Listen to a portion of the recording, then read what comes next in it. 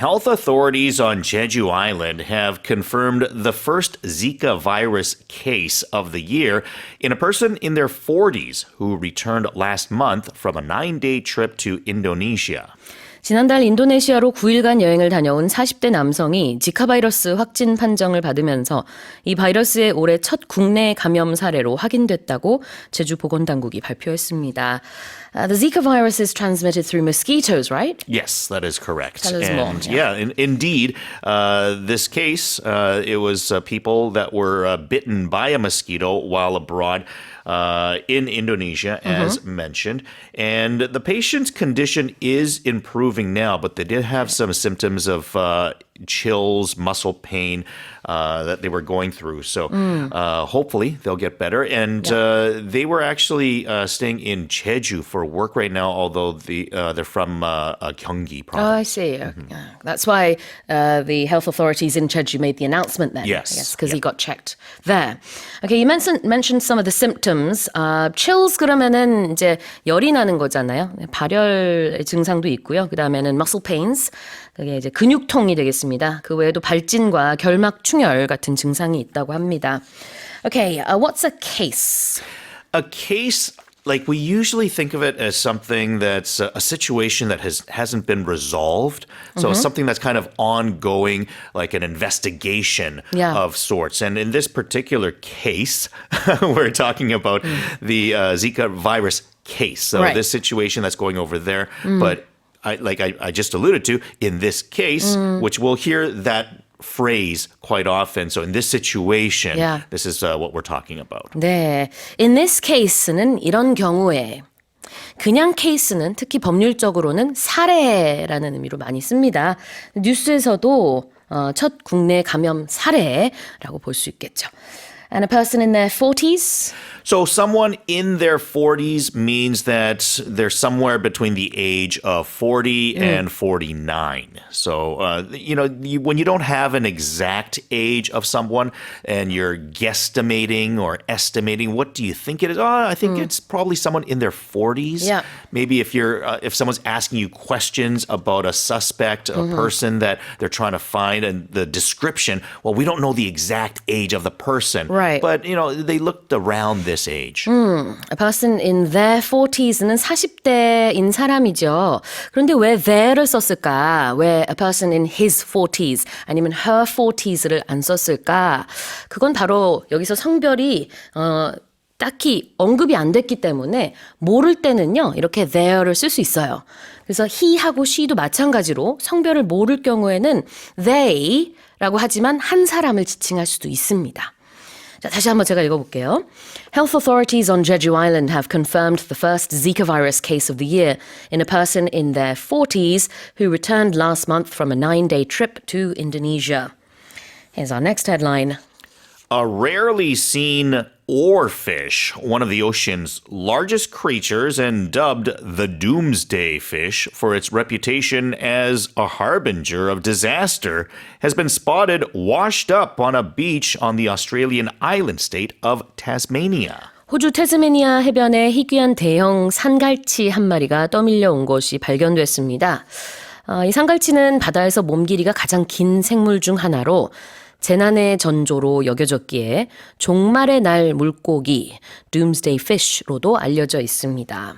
Tell us more. Have you seen a picture of this fish? Yes, it's enormous. Yeah, it's funny how you mentioned 갈치, and I was when you said that, I was like, yeah, it really looks just like a huge, like the biggest 갈치 you'd ever seen, like a giant 갈치, right? Yeah, it kind of looks more like an eel than an actual fish, and it usually lives like 150 to 500 meters. Below water, so it's a deeper fish, and that's why they're saying that it's not really a fish that people see typically. So when you first see it, it's probably like, what is that? I'm sure people would be confused just because it's not something that we see very often. Right.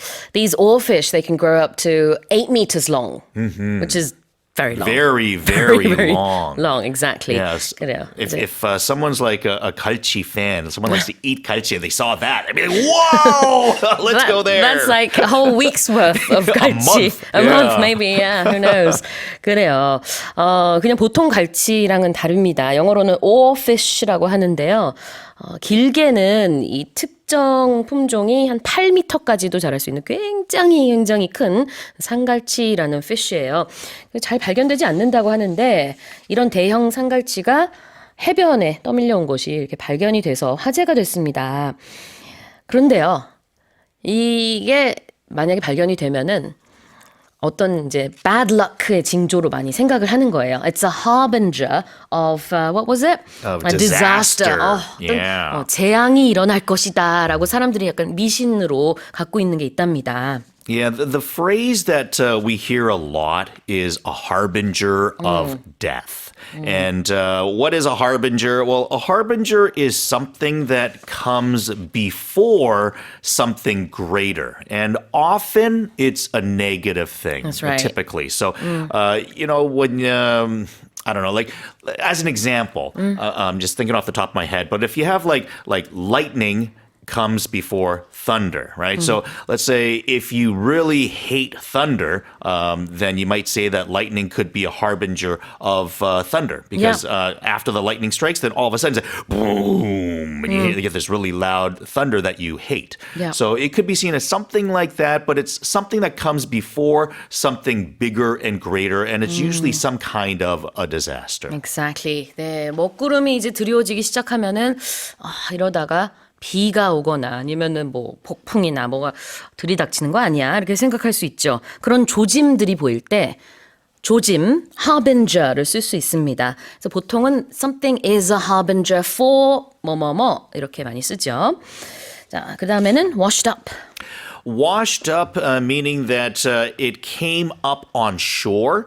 And for fish or even whales, as an example, when they're in the water, they're weightless. But when they, sometimes the waves will push them up onto a beach or a shore where they can't swim any longer.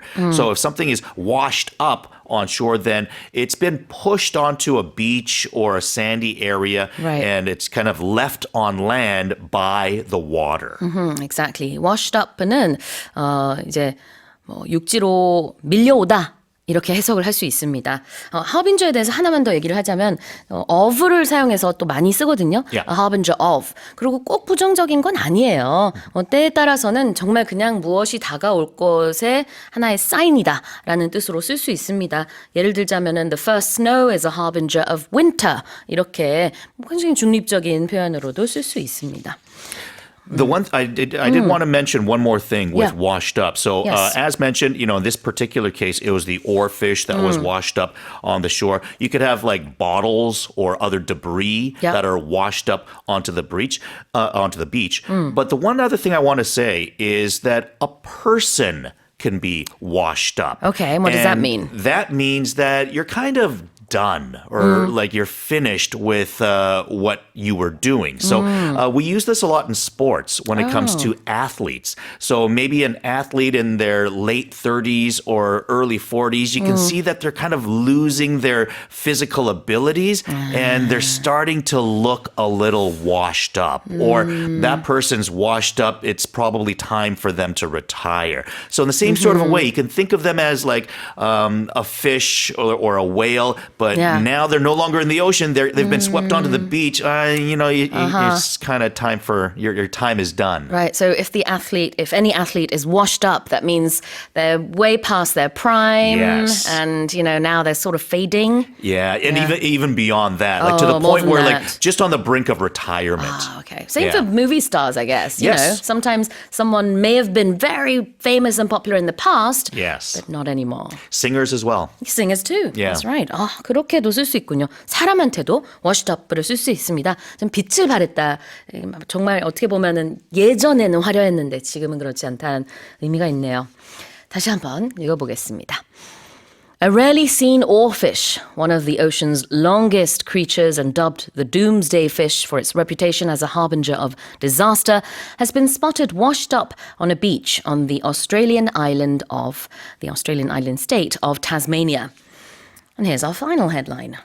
A new study spanning 3 decades suggests that women who consume moderate amounts of caffeinated coffee in midlife are more likely to age in good health and be free from 11 major chronic diseases. 30년에 걸쳐 진행된 새로운 연구 결과에 따르면 중년기에 카페인이 함유된 커피를 적당량 섭취한 여성은 암, 뇌졸중, 제2형 당뇨 등 11개 만성질환에 걸리지 않고 건강하게 늙을 확률이 더 높은 것으로 나타났습니다. As I sip my coffee, please tell us about this. Yeah, we're talking about a 30-year study following the lives of 47,513 middle-aged female nurses under the age of 60. So this was started back in 1986. And it found that roughly 3,700 women who met the researchers' criteria for healthy aging, they typically consumed an average of 315 milligrams of caffeine per day. Okay. And that was when they were between the ages of 45 and 60, usually from drinking coffee. But I guess you could say that the caffeine has helped moderate these diseases. Well, in the article, it says this could be up to 5 small cups per day. But I think if you go to a coffee shop, this will be, they give you more than a small cup. So maybe 2 cups of coffee, I feel like. On average, I think 1 cup of coffee at your local Star something coffee shop will have over 100 milligrams of caffeine in it. So maybe 2 cups or 3 cups. So it depends on how much caffeine is in the coffee. 네, 하루에 한 315mg의 caffeine을 먹는 것을 여기선 적당량이라고 보고 있는 모양이죠. 신기합니다. I don't drink caffeinated coffee much at all these days, but maybe I should. Okay. Midlife가 뭐예요, 선생님? Midlife is shortened for being like the middle of your life. And I would say that it is subjective. Yeah. Okay, so there's not an exact number. You could see it as maybe from anywhere from about 35 to 50 is what I would say. But that doesn't mean that that's what it actually is. It's pretty subjective. But like we hear a phrase with it called a midlife crisis is probably where you hear the word quite a bit. And it means when you're going through some issues at that point of your life where it seems that a lot of people go through certain issues. 중년기를 midlife라고 하고 중년의 위기를 midlife crisis라고 합니다. 이 실험에 참가한 사람들의 나이가 45세에서 60세였는데요. 그걸 여기서는 이제 중년기라고 표현을 하고 있는 것 같고요. 그다음에 아까 이제 적당량의 카페인을 마셔야 된다고 할 때 또다시 moderate라는 단어가 나왔습니다. 앞서서 우리가 동사 moderate를 봤다면은 이번에는 형용사 moderate가 있고요. And you're likely to be free from loads of chronic diseases. Yeah, and if you are free from something, then you are no longer attached to or a prisoner of. Like, you have freedom. You don't have to be connected to that anymore. And in this particular case, we're talking about diseases. So typically people, as they age, they develop some of these diseases. But those who had enough caffeine or the right amount of caffeine during their midlife, well, they are free from these diseases for the most part. Our listeners may be curious to know if there's a difference between free from and free of. And there is a slight difference.